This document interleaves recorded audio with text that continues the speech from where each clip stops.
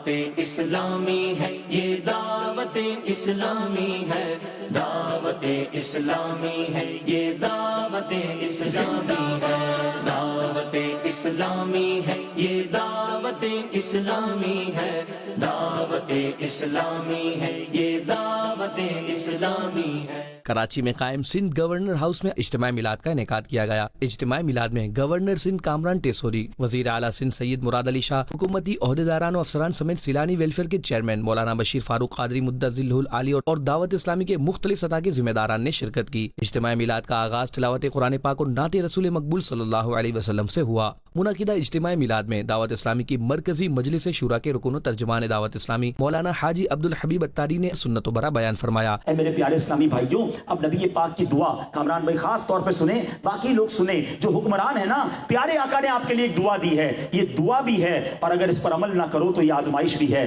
دعائے مصطفیٰ سنو، یا اللہ جو شخص اس امت کے کسی معاملے کا نگران ہے پس وہ ان سے نرمی برتے تو تو بھی ان سے نرمی فرما، اور اگر وہ سختی کرے تو تو بھی اس پر سختی فرما۔ یہ دعا بھی ہے اور ایک طرح سے الارام بھی ہے۔ نبی پاک کی دعا ہے، قبول تو ہونی ہے نا۔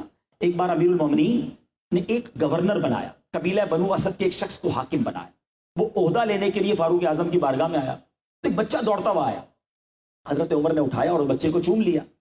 تو وہ نیا گورنر، وہ کہتا ہے بچوں کو بھی چومتے ہیں، میں تو بچوں کو نہیں چومتا۔ آپ نے فرمایا گورنری واپس کرو، اگر تم بچوں سے ہی پیار نہیں کرتے تو رعایا سے کیا پیار کرو گے؟ یعنی آپ کے پیرامیٹرز کیا تھے کہ نرم دلی ہے کہ نہیں، شفقت ہے کہ نہیں، لوگوں کے ساتھ انٹریکشن کیسا ہے۔ اجتماع میلاد کے اختتام پر صلاۃ و سلام پڑھا گیا۔